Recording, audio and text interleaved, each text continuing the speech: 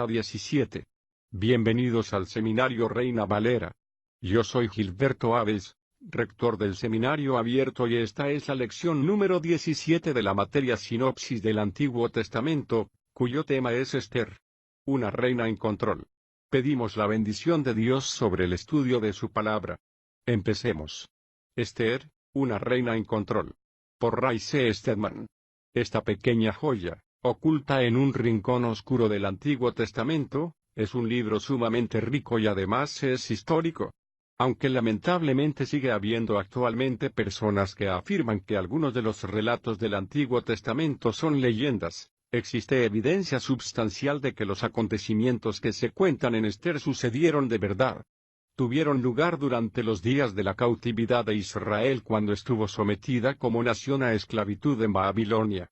Durante los tiempos de aquella cautividad surgió un hombre que, como primer ministro de Babilonia, lanzó un ataque contra los judíos e intentó borrar a este pueblo de la faz de la tierra, de la misma manera que Hitler lo intentó en época más reciente. Pero Dios se movió de manera maravillosa para librar a su pueblo por medio de Esther, que se convirtió en reina de este reino extranjero.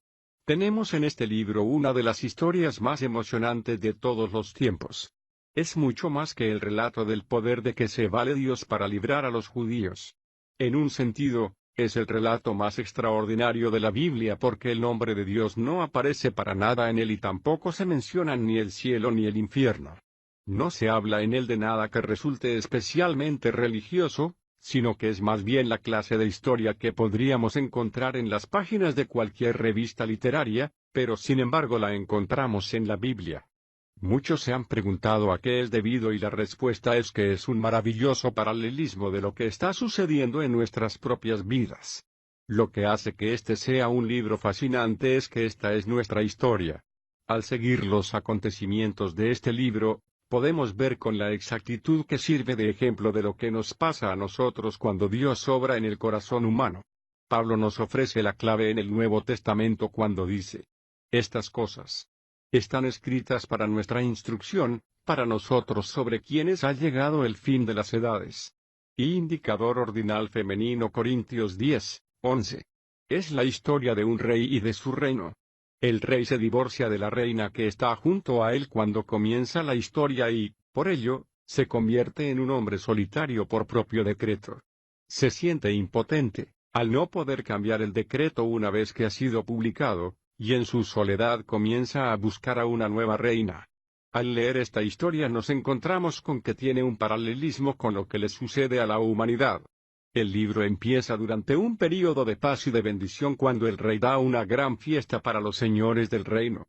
Allí acuden cientos de miles de personas y la fiesta dura 6 meses. Durante este tiempo el rey no tuvo otra cosa que hacer que exhibir con esplendidez la gloria y la belleza de su reino. Resulta interesante descubrir en las Escrituras que el hombre fue creado para ser rey de este mismo modo. Es un modelo que nos hemos encontrado con anterioridad. A cada uno de nosotros nos ha sido concedido un reino sobre el que gobernar, y nuestra alma es nuestro reino, incluyendo las facultades de la mente, las emociones y, sobre todo, el derecho a escoger. El cuerpo del hombre es la capital de este reino. El imperio incluye todo aquello sobre lo cual ejerce su influencia o lo que toca. El rey, sentado sobre el trono de ese reino, es la voluntad. También hay, como veremos, un miembro oculto en nuestra vida, la vida interior o el espíritu. Esta es la parte más profunda y sensible de nuestro ser, la parte diseñada para tener comunión con Dios, el lugar en el que Dios mismo ha de residir. Como ya hemos visto, este rey no tenía nada más que hacer que exhibir la gloria de su reino, y el hombre, al aparecer al principio en la tierra, no tenía otra cosa que hacer tampoco que exhibir la gloria de Dios, que moraba en su interior, y ejercer dominio sobre la tierra que le había sido dada. Pero este rey se levantó en su orgullo e intentó destruir a su reina. Es decir, intentó dejarla en desgracia al pedirle que mostrase su belleza ante toda la corte. Esta es una imagen de nosotros, como un paralelo de la caída del hombre, cuando éste optó por hacer valer su razón por encima de la supremacía de la revelación. En el palacio del espíritu del hombre, simbolizada por la reina en este relato, habita la gloria y la verdad de Dios. Fue allí donde fueron guiadas la mente, las emociones y la voluntad del hombre por medio de la comunión con un Señor viviente, que habitaba en la residencia real del Espíritu. El hombre debía someter su razón a la revelación y al hacerlo podría llevar a cabo su destino y utilizar todos los poderes de su humanidad para realizar el propósito para el cual debía usarlos. Sin embargo, como usted sabe, se introdujo en la vida un principio que tentó al hombre a aseverar su poder de razonamiento sobre la revelación. El hombre comenzó a escoger lo que él mismo deseaba hacer, en lugar de lo que Dios deseaba que hiciese, y por esta causa se produjo la caída. Este retrato nos lo presenta los primeros capítulos de Esther, cuando el rey emitió un decreto en el sentido de que la reina debía ser destituida del trono.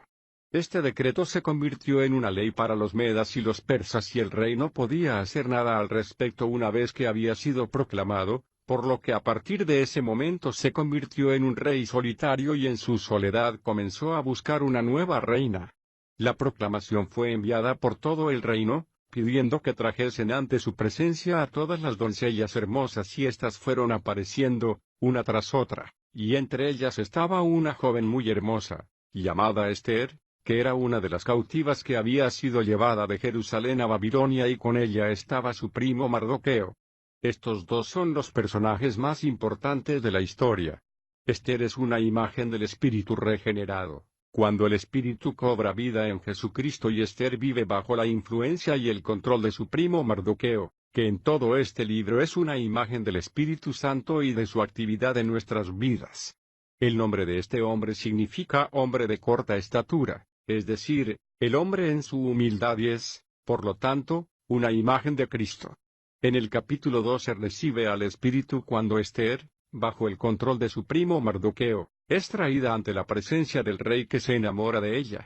Debido a su gran belleza la escoge de inmediato para ser su reina y la exalta, haciendo que ocupe el segundo lugar en el reino. En esa escena tenemos una imagen de lo que podríamos llamar la conversión del rey.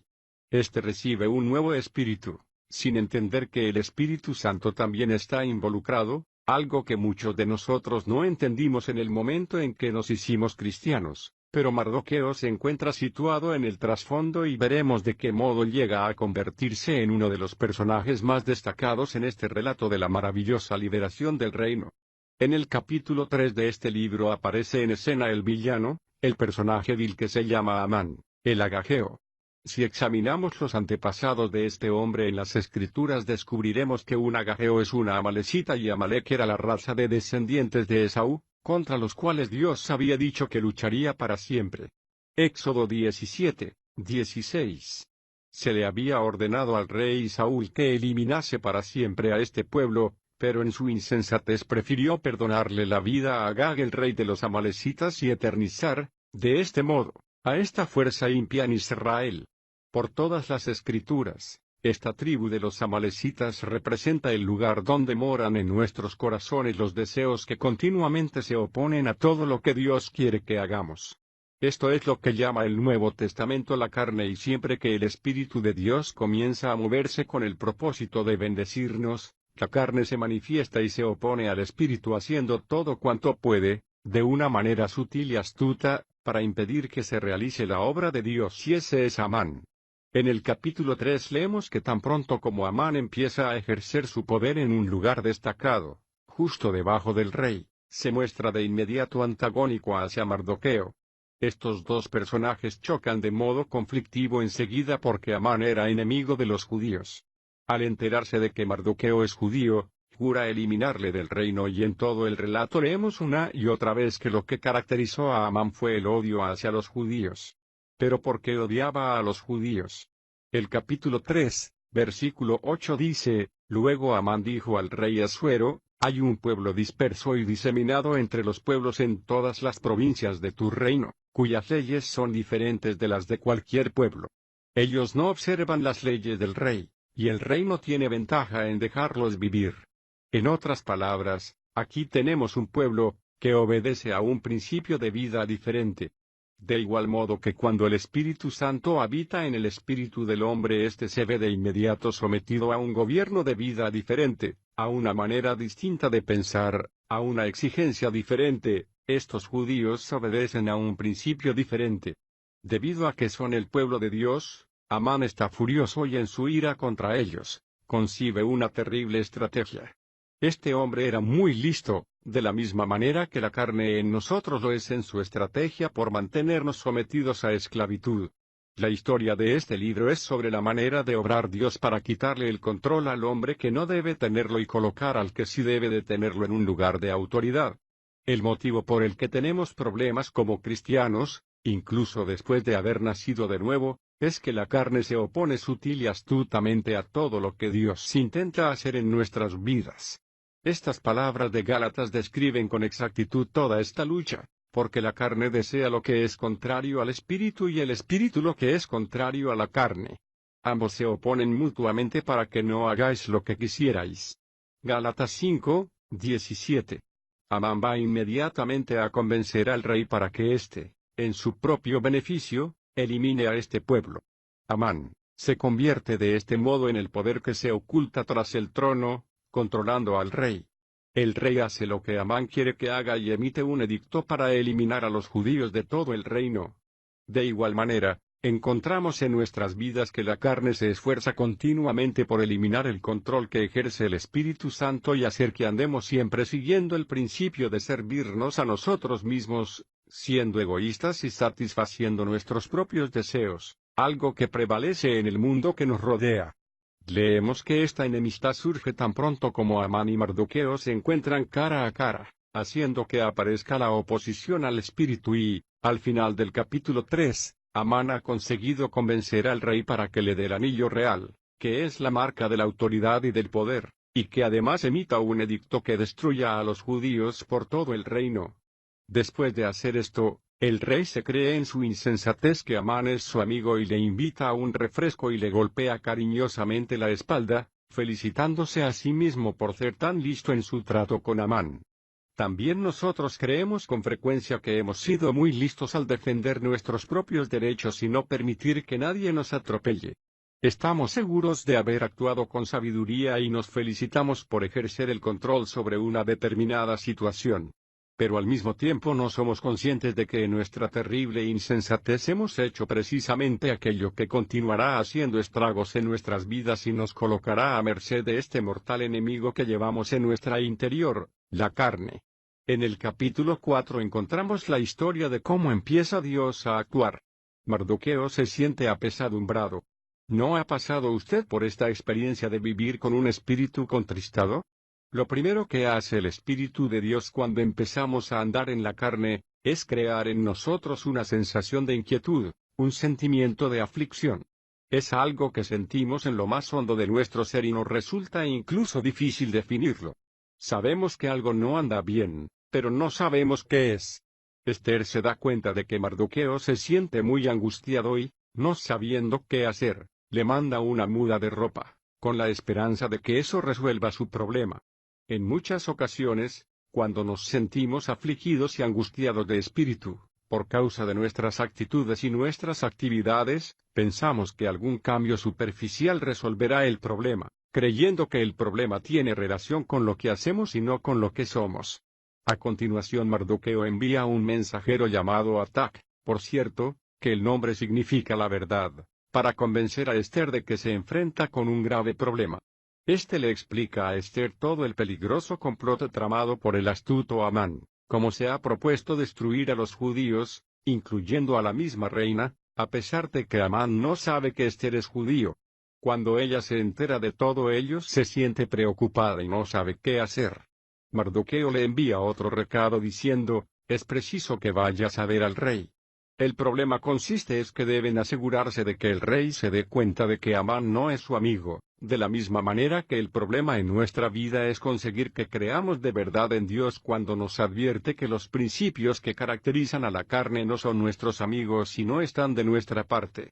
Cuando somos obstinados, agresivos, difíciles e impacientes, cuando damos muestra de poseer las cualidades que caracterizan a la carne, no estamos obrando para favorecer nuestros propios intereses, aunque nos creamos que sí. Estamos convencidos de que es lo que nos da la virilidad, la humanidad, la fortaleza de carácter y otras cosas.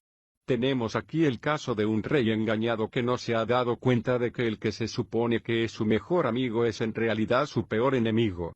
Lo que Mardoqueo le pidió a Esther que hiciese era algo peligroso, porque presentarse ante el rey sin que él la hubiera mandado llamar a su presencia representaba de por sí una sentencia de muerte, de manera que Esther le envía recado de respuesta a Mardoqueo diciendo, «¿No sabes lo que me estás pidiendo que haga?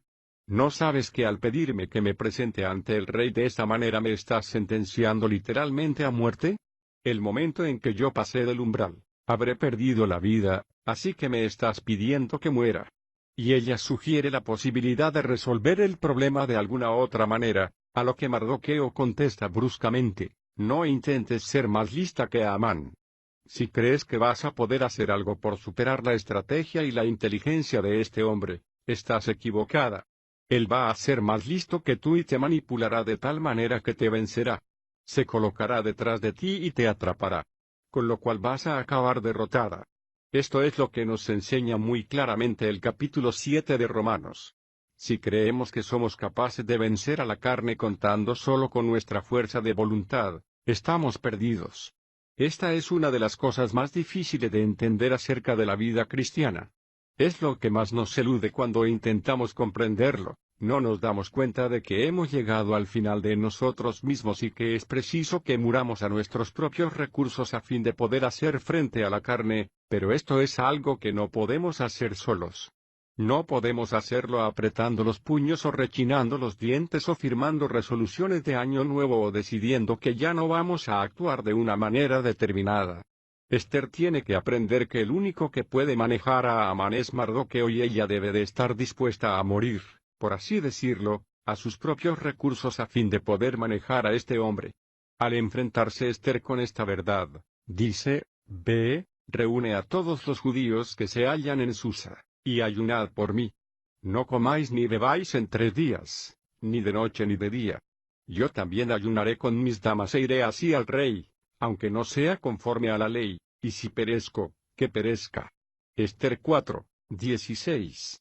En 3 días y 3 noches, algo que resulta altamente significativo, ¿verdad? Durante 3 días y 3 noches Jesús permaneció en la tumba a nuestro favor, muerto por nuestra causa. Al tercer día Esther se atavió con sus vestimentas reales y se fue al atrio interior del palacio del rey, frente a donde se encontraba la sala del rey, esperando atemorizada e insegura, sin saber apenas lo que sucederá cuando la vea el rey. Pero cuando él la ve, contempla la belleza de una vida resucitada. Acudió al tercer día, el día de la resurrección, con poder y gloria, y el corazón del rey quedó cautivado por su belleza, por lo que le dice a la reina Esther, «¿Qué tienes, oh reina Esther? ¿Cuál es tu petición? Hasta la mitad del reino te será dada». A continuación vemos que sucede algo bastante extraño. Esther no le pide nada, sencillamente le invita a comer al día siguiente y le pide que traiga consigo a Amán. ¿Qué significado tiene esto? Creo que no hay nada más importante que esto. Nosotros no podemos nunca adivinar lo que va a hacer el Espíritu Santo en cuanto a resolver una situación. No sabemos nunca cómo lo va a hacer. La respuesta, aparentemente lógica, hubiera sido que Esther le hubiese dicho de inmediato, «Mira, me has dicho que haga una petición. Lo que quiero es la cabeza de Amán en un plato». Pero no fue eso lo que hizo Esther. Obedeciendo evidentemente las órdenes de Mardoqueo, espera y mientras lo hace, descubrimos que sucede algo muy interesante. Amán se ve atrapado por su propia insensatez. Mardoqueo le da a Esther instrucciones de que invite al rey y a Amán a un banquete. Después de él, el rey le pregunta que qué quiere y ella le responde, «Quiero que regreses mañana por la noche a otro banquete». Amán sale sintiéndose ligero como el viento, absolutamente encantado por lo que ha pasado. Vuelve junto a su mujer y sus hijos y les dice, «Sabía que era el favorito del rey, pero ahora he descubierto que además soy el favorito de la reina y los tengo a los dos comiendo de mi mano», y empieza a presumir de sus hazañas. Aquel día Amán salió alegre y contento de corazón. Pero cuando Amán vio a Mardoqueo delante de él, y que no se levantaba ni temblaba delante de él, se llenó de ira contra Mardoqueo. Esther 5:9. Cuando la carne en nosotros se jacta y se vuelve arrogante y orgullosa, y nos felicitamos a nosotros mismos por la manera en que hemos defendido nuestros derechos y cómo hemos sido capaces de manipular las cosas para que salgan tal y como queremos. Hay uno que no se deja impresionar, el Espíritu Santo. No se deja ni mucho menos intimidar por nuestra inteligencia. Esto es algo que irrita a Amán y le saca de sus casillas, así que le dice a su esposa y a sus hijos: no puedo vivir de este modo. No puedo soportarlo mientras este Mardoqueo esté en el palacio. A lo que su mujer le contesta: si te estorba, líbrate de él. Haz que le cuelguen. Levanta una horca de 75 pies de altura, esa es la altura correspondiente a 50 codos, y por la mañana ve al rey y dile que le cuelgue. ¿No es eso actuar siguiendo los dictados de la carne? Si algo nos estorba, con quitarlo de en medio, caso resuelto. No permita que nadie se meta en su camino, siga usted adelante. Impóngase. Póngase bien recto y siga caminando como tirano, como el rey de su propio mundo. Parece como si el hombre equivocado fuese a terminar en la horca, ¿no es así? Pero se salva el complot, ¿y sabe usted lo que consiguió dar un giro a la situación? Una pizza, a altas horas de la noche. Por lo menos eso creo, porque leemos: aquella noche se le fue el sueño al rey y pidió que trajesen el libro de las memorias, las crónicas, y fueron leídas delante del rey. Ester 6:1. Averiguó cómo ciertos hombres, Victán y Teres, dos de su propia guardia, habían urdido un complot en su contra.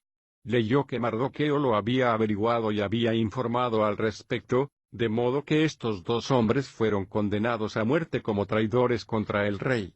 Esto quedó registrado en el libro y fue gracias a él que comenzó la liberación, porque en él descubrió el rey quién era su verdadero amigo y, como leemos, vio que no había hecho nada por honrar a Mardoqueo. ¿Ha pasado usted alguna vez por esa experiencia al leer en el libro de los Hechos memorables acerca del acontecimiento más memorable de toda la historia? ¿Se enteró usted de que hubo uno que ocupó su lugar, muriendo en el lugar que le hubiese correspondido a usted, luchando en contra de todos los poderes de las tinieblas y del infierno por su causa, entregando su vida a su favor, y de repente se ha dado usted cuenta de que no ha hecho usted nada por honrarle, ni por darle las gracias? Cuando el rey llega a este punto, llamó a quien quiera que se encontrase en el patio exterior para que entre, y ¿con quién se encuentra, sino con Amán? Entra y el rey le pide consejo. ¿Qué se hará al hombre a quien el rey desea honrar? Como es natural, la carne sabe siempre de quién se trata y Amán cree: bueno, ¿quién podría ser el favorito del rey sino yo? Por lo que piensa el mayor honor del que jamás podría disfrutar, y le dice al rey: si realmente quieres honrar al hombre en quien te deleitas, dale tu corona, tu vestidura, tu autoridad, todo cuanto eres, y colócale sobre tu caballo. Entonces nombra a alguno de los oficiales reales para que le guíen por la ciudad aclamando a gran voz: este es el hombre en el cual el rey se complace. De modo que el rey le contesta: Amán, esa es una idea estupenda. Ve a buscar y hazlo por Mardoqueo. Me hubiera encantado ver la cara que puso Amán en ese momento. Pero lo interesante es que lo hizo. Tiene que hacerlo. Tiene que pasar por esa situación humillante a regañadientes. Lleva a Mardoqueo, su odiado enemigo, le coloca sobre un caballo y le guía por toda la ciudad. Se le imaginan clamando por las calles: este es el hombre al cual el rey se deleita en honrar. Pero al hacerlo su corazón está lleno de una ira incontenible y envidia contra este hombre. La lección es, sin embargo, que es la carne la que adopta esta actitud, ya que hará cualquier cosa con tal de sobrevivir, incluso haciéndose religiosa. Irá a la iglesia, cantará en el coro, predicará, distribuirá los himnarios, pasará la colecta, acompañará a los que entran a sus asientos, dará testimonio y hará cualquier cosa a fin de sobrevivir. Recientemente un actor convertido, un hombre cristiano maravilloso, me contó acerca de una ocasión en la que había estado en una iglesia en la ciudad de Nueva York y, como miembro de la banda de los jóvenes, salió con otros para dar testimonio ante un grupo de personas. Dijo que la manera de hablar era la misma manera de hablar de los evangélicos, pero el impulso era la exaltación de las personas que daban su testimonio, y había un brillo artificial que hacía que todo aquello resultase falso. Entonces me dijo: allí aprendí cómo la carne puede actuar como si hiciese algo religioso, pero continuar siendo algo carnal. Eso es, precisamente, lo que representa aquí la acción de Amán. Al día siguiente se reunieron el rey Amán y Ester, y fue entonces cuando la reina Ester reveló la perfidia de Amán. El rey se queda horrorizado y por un momento no sabe qué hacer. Se dirige al jardín y camina de un lado a otro, del mismo modo que lo hacemos usted y yo cuando de repente el Espíritu de Dios nos revela que aquello que hemos estado protegiendo, colocando verjas alrededor y excusando en nosotros mismos es el gran enemigo de nuestras almas. Nos damos cuenta, al igual que le sucedió al rey, de que es preciso que se produzca un cambio drástico. Porque matar a un primer ministro es algo realmente drástico, pero eso es lo que pide la reina Ester. El rey sabe que no es posible que haya liberación en su reino hasta que no se ponga fin a este asunto, de manera que da orden diciendo, colgadle de la horca que había preparada para Mardoqueo. De modo que Amán es colgado en la horca.